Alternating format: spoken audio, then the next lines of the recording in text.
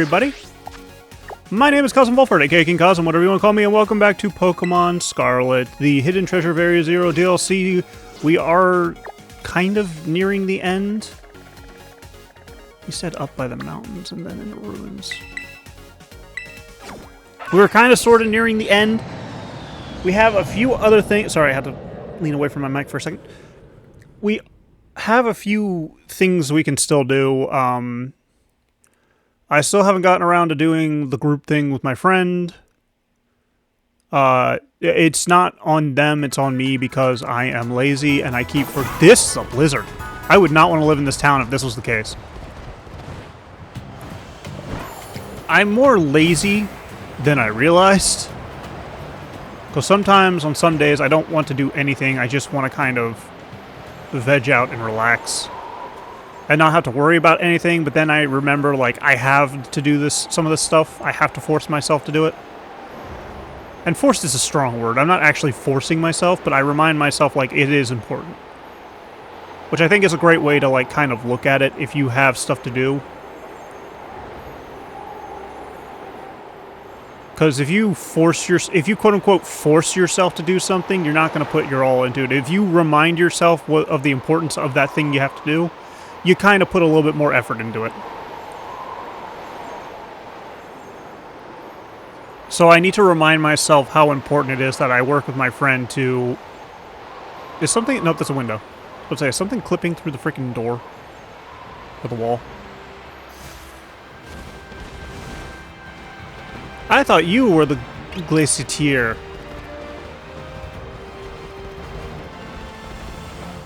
Run your pockets.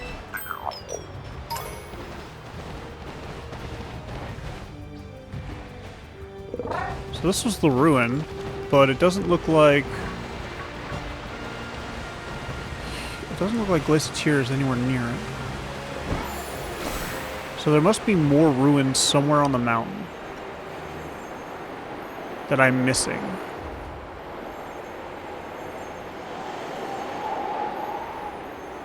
Maybe if I go all the way up. Because it looks like there's more up here that I'm missing. I actually don't think I've explored this part of the mountain too much. But anyways, see,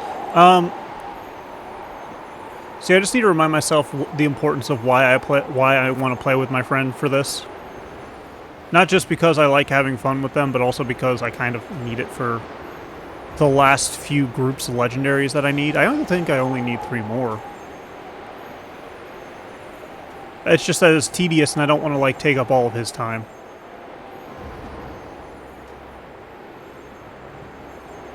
But I might have to be an asshole and be like, we need to just focus on this.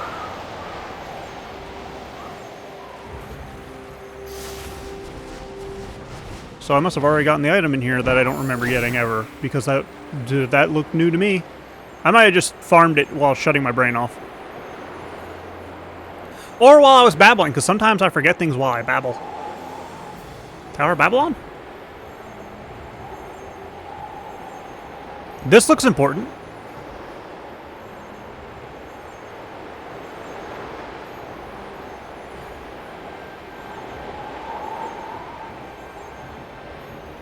What is this? Hey, run your pockets. One of the 10 sites of... Oh, Glacido's Grasp.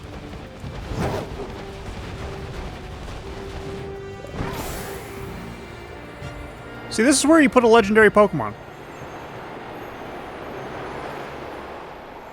If you're gonna have a place that's named like this, you put a legendary Pokemon there.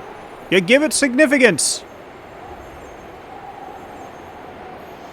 That's what you do. Anyways.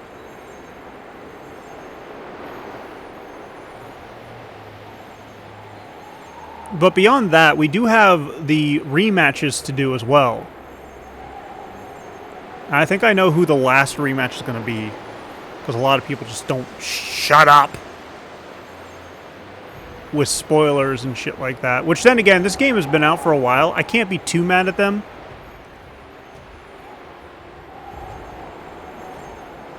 Because they've beaten the game long before I have. They've done everything that there is to do in the game before I have. I try not to play these games outside of recording, because I never know if something big is going to happen, and then I'm just going to be like, oh, something big happened. I didn't record it. I'm mad.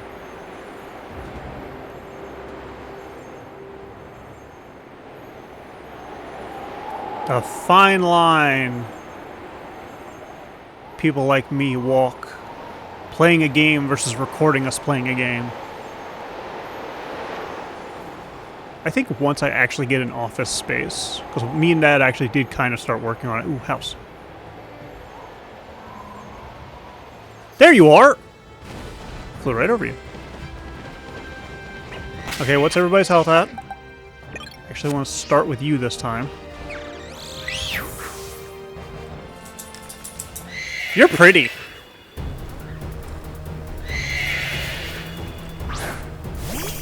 I like you.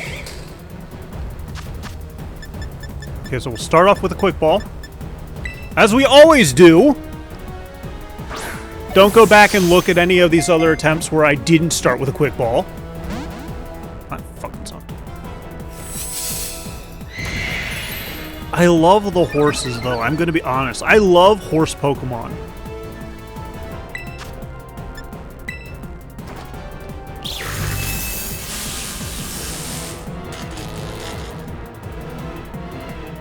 Like, they have such simple designs, but they're still so incredibly awesome.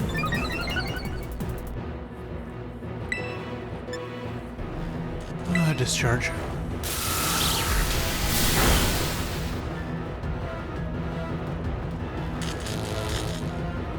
Because you got Ponyta and Rapidash, who are the OG horse Pokemon. And they just absolutely are my favorites. I'm going to try and do it in order. Stantler's a deer, Girafarig is a giraffe, but they kind of do fall into the same category. I'm at 4 now, turn 4.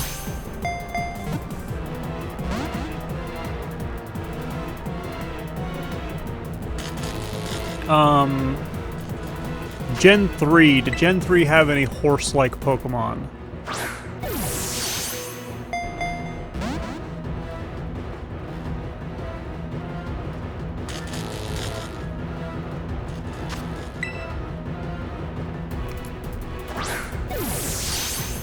Let's say this is turn 5 because I just accidentally lost count.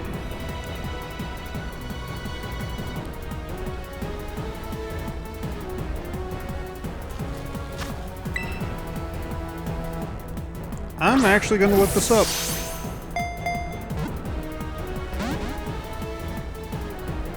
This is... I'm staying away from you, Game Rant. Go away. Okay, so we've got...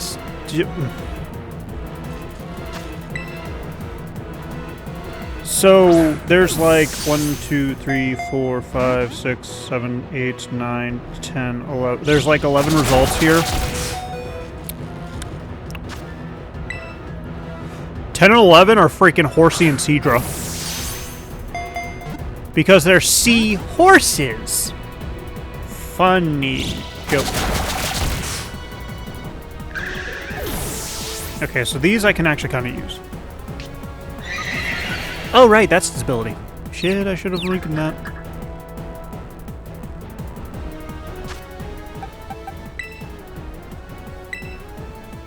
If I do this, Thrash can't really do much to me. I really should give Scizor some... This should be 8? Maybe 9?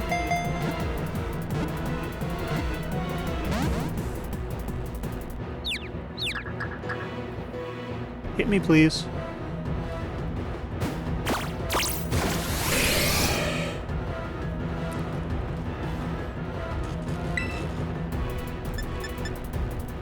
Now you have 2 stages of defense boost, so I'm not going to do it. I'll say this one's 9. I'm purposefully undercutting it because undercutting is better than overcutting it.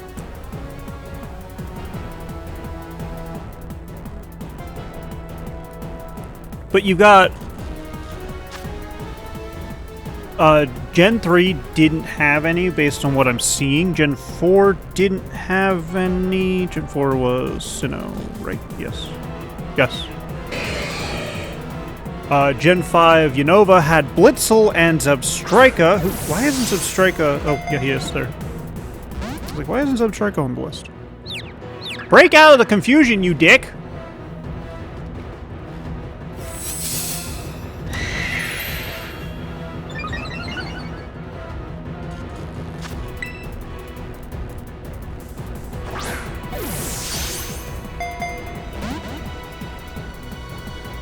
There we go. Oh, of course it knows Double Edge.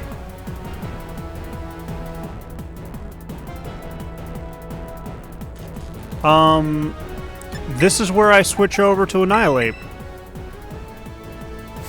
Because if the only damaging moves it knows are Thrash and Double Edge, it can't touch them. So Gen 5 had Blitzel and Zebstrika. I'm not really a big fan of those two, but they are cool in their own way.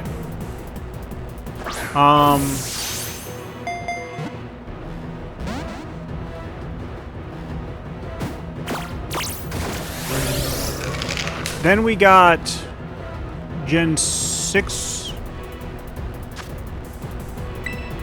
Gen 6 was the introduction of what would be my second favorite line, which is Mudbray. Mudbray and Mudsdale are my favorite, Actually, you know what? I think they are like my favorites. Okay, so we've got you. It only took 10 minutes.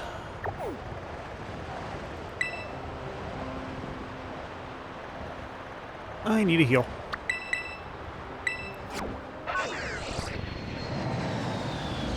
I think Mudbray and Clydesdale are Mudsdale are definitely my favorites out of the horses.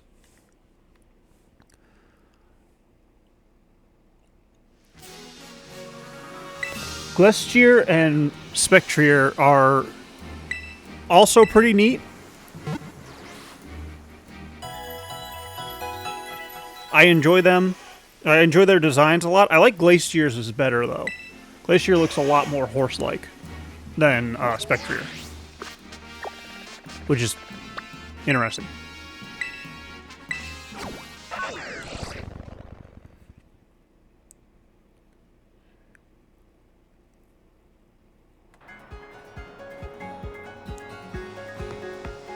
I need to get a Hisuian Zoroark. I never got that in Legends Arceus.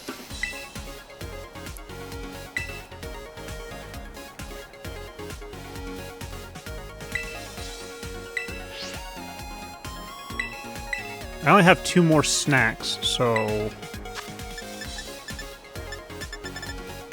I have 1 more snack. Oh, shit.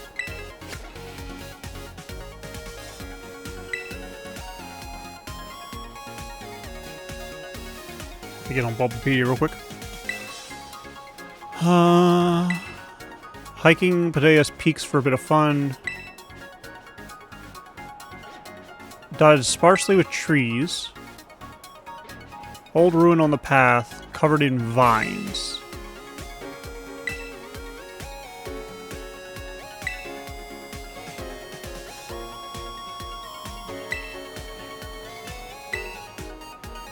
So, Peaks, vine-covered ruin. Give me 1 second.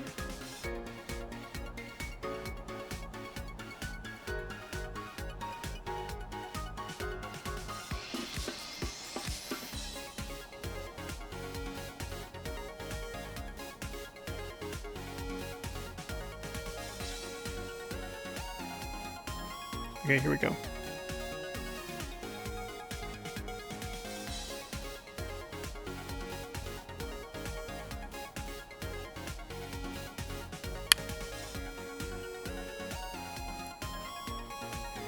Okay, so Hisuian Zoroark was only an event Pokemon.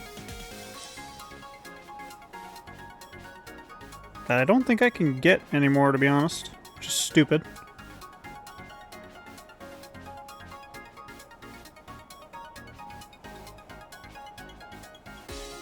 For 2 days. Are you serious? I hate Pokemon so very much. I hate the Pokemon Company so very much. Why do they do this? Like, they're not even making actual money off of these events. It's gotta be this one. Like, they genuinely aren't making money from these events. Because from what I remember, because I don't do the GameStop events anymore, the GameStop events are basically you walk in, you ask for it, and you get it, you walk out. It's free. Like, you don't have to make a purchase. At least you didn't when I was doing it. And you basically just get a card that allows you to do it. And some people were friends with the GameStop workers and were able to basically get a bunch of them and then try and sell them to people so that they could make money. So it kind of backfired in Pokemon's face in that regard. At least a couple of times. So not here? It's not vine covered, which sucks. But this is like prime real estate. Also, why is this here? I'm all for adding some form of storytelling in the environment to your game. But this just tells me somebody built up here one time and never again. No journal explaining what happened. Okay, so I need to find peaks.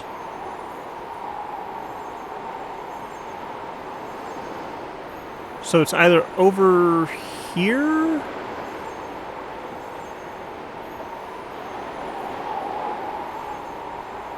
It actually would make more sense if it was over in this direction. Okay, let me land.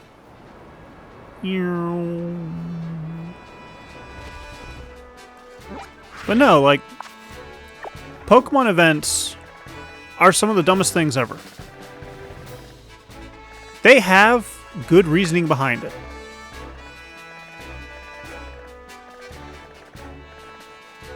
Okay, hang on. I want to make sure I'm looking in the right direction. So, straight across from where I'm looking.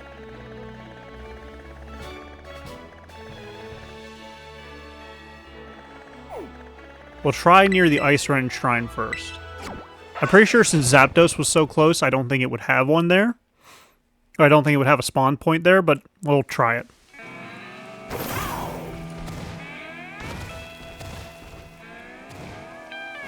My dog is having nightmares in his sleep.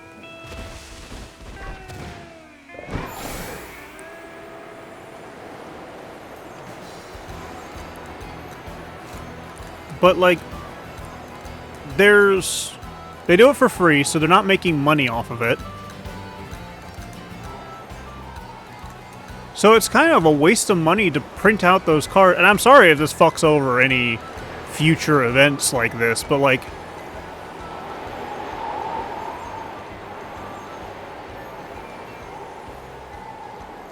it doesn't encourage people to buy Pokemon games unless they don't have the game to begin with, which is kind of... It makes like that idea does make sense, but like it's very situational. Because like some people might not have money right away, some people might have the money and just don't like Pokemon anymore, so they're not going to get it.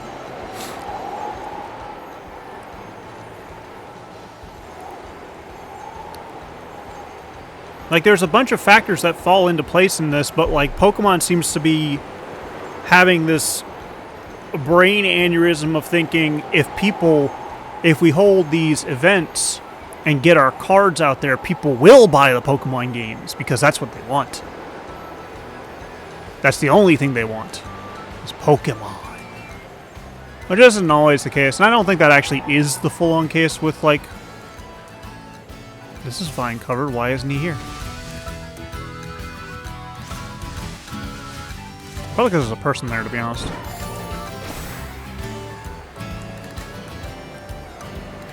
But yeah, you get... I get the idea, like, thinking, like, no, there's... Like, it's hard... Let me explain this as best as my abilities. So, like, having it in your head that you need to focus on your game, not your opponents, not your rivals, not your competitors, your game. You need to focus on making your game better, your game more functional, the way you need it to be. That's a good mindset. Then you have the argument of, well, we need to make sure we're not exactly copying our competitors. We need to make sure that we know what our competitors are doing to some extent, so we can either kind of like mimic it without mimicking it 100%.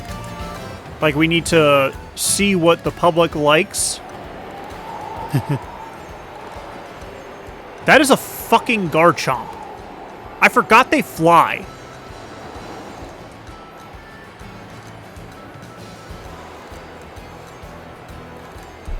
I genuinely have forgotten that Garchomps fly.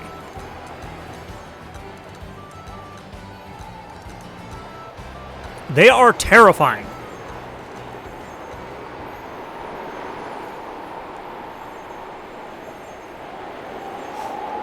But yeah, you got these...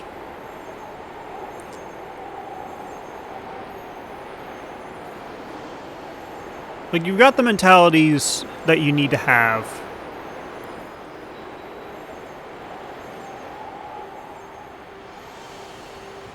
And it all makes sense in a way. Like, you need to have the mentality of, there you are. Do I have time to... I'm gonna try and catch you.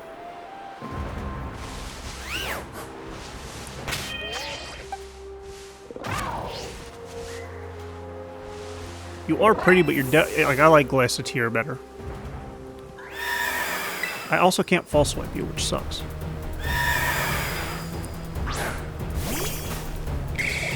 Alright, let's try our quick ball.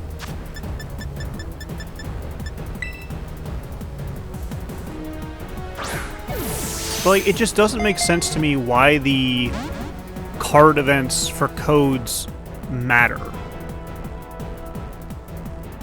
to Pokemon so much. Like, there's the argument like, oh, we're doing it so that whenever interest in our game slowly dies down, we can use it to pique the interest again. But really, all you're doing is just making people more angry. Like, there are so many Pokemon that are shiny locked that people want as shinies that they hack them into their games.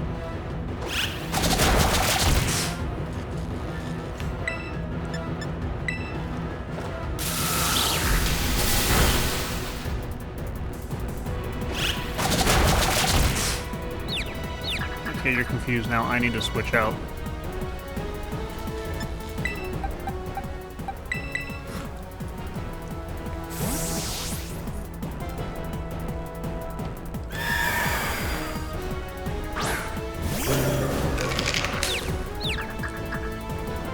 Like, I have talked to so many people and I've watched so many videos where they complain about Pokemon, like, locking the shiny types behind codes and stuff, and it being so stupid. Like, some of the legendaries, it does somewhat make sense.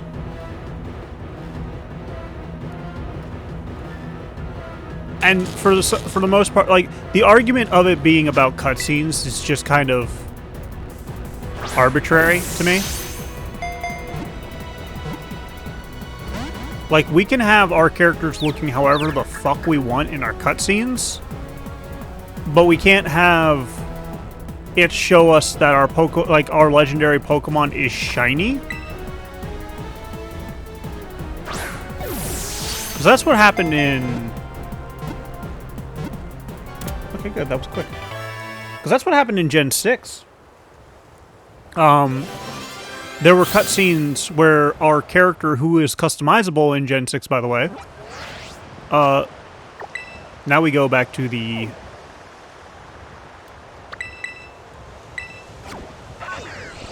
We go back to this because I need to start talking to people.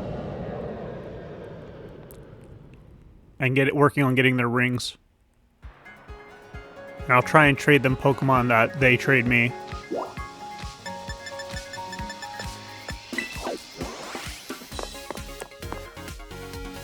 I'm saving Gita for last, though. I want to give her an episode. Like an actual genuine episode.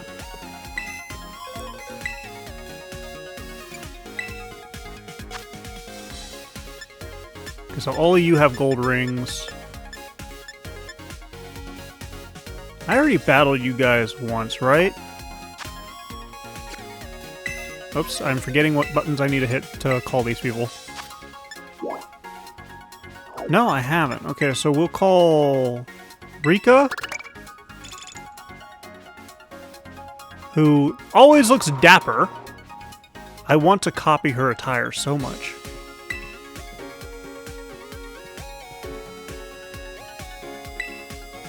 It's like relaxed formal. I want to say formal casual. But yeah, like another argument is like, oh, you don't want. There really are just only 2 unique. Huh. Okay. We'll invite a child to fly it over to Unova.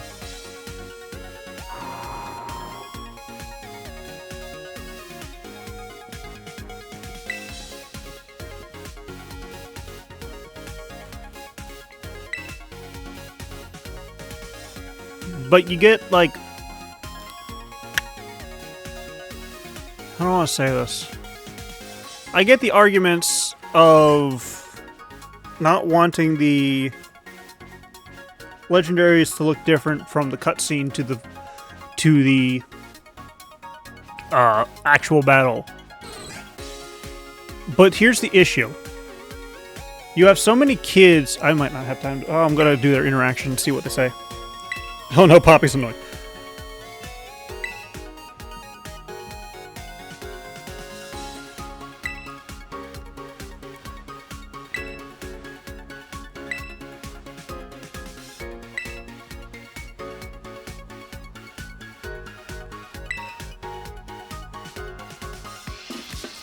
Rika.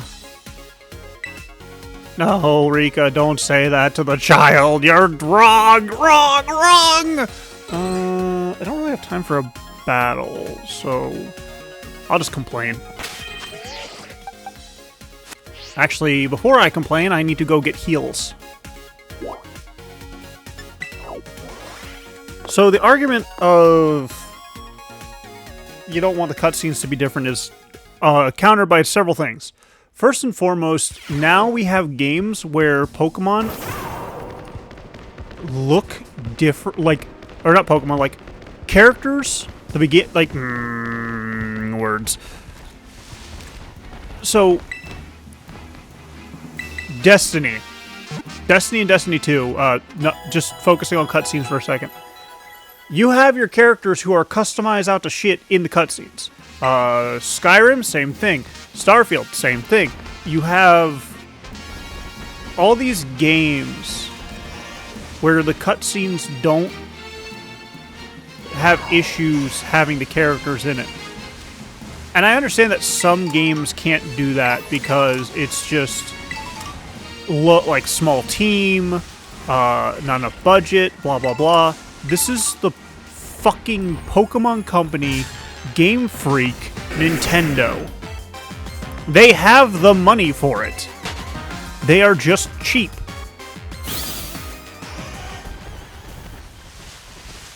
So you can't use the argument of, oh, if a legendary Pokemon is shiny, it won't show up in the cutscene as shiny and it'll fool our players. And like, no, stop it.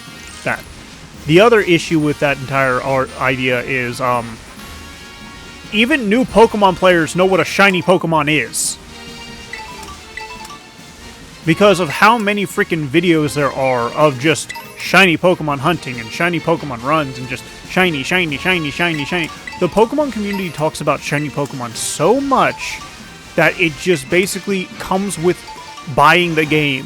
You will buy the game, and within 5 minutes, a pamphlet about shiny Pokemon will appear at your door. Like, that's basically what you're getting yourself into when you go get Pokemon. And even if you can go an entire month without learning about what a shiny Pokemon is, or running into one, you are going to run into somebody talking about shiny Pokemon eventually. It will pop up eventually. So the argument doesn't exactly fly because, let's face it, people are going to know what a shiny Pokemon is. So really, all the freaking shiny locking is just Nintendo trying to, like, garner some form of attention for their Pokemon games, so that when the interest slowly dies down, they can just be like, oh, well, here's this event to give you this rare shiny rare Pokemon that's also now a shiny.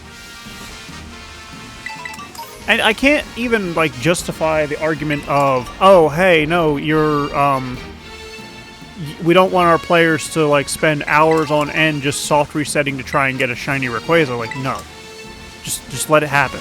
If they want to spend that much time on your game doing that, let them. The same thing with the challenge runs. Because guess what? They're still playing your game. And because they're still playing their game, they're more than likely going to try and play your other games once their goal is done. Because guess what? After human beings complete a task, we kind of go out searching for the next task in line. So, in the amount of time that we as players are wasting, trying to get a shiny Rayquaza, you could be fine-tuning your next game. And eventually, once we do catch that shiny Rayquaza, because the shiny spawn chance is so fucking abysmal, that's the only way we'll get it to spawn, you will have the next game already lined up to be announced, or have already announced it, and it'll be like Pokemon Turquoise. Pokemon Turquoise! Now with more Pokemon that are even more shiny. But yeah, that's why it's stupid, and that's why Nintendo kind of has gotten stupid lately. It's like them trying to quote-unquote protect their IPs. Like, I'm sorry, you're not... People know Nintendo owns shit. Nobody's gonna look at Mario and be like, oh, that's the character Sony owns. And again, I think what happened was, like, the people who created King Kong tried to sue them for Donkey Kong.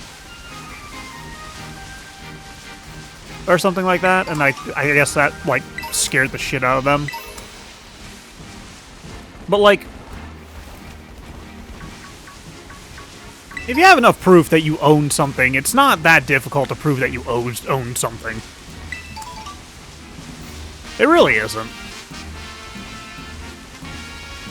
But that doesn't mean you kind of have to, like, shove it down people's throats. No fan-made games. No challenge runs. No ROM hacks. Don't shove that down people's throats. Just be like, yeah, we own this. Just make it free. You want to make a fan game for us? Cool, make it free. Don't make money off of it.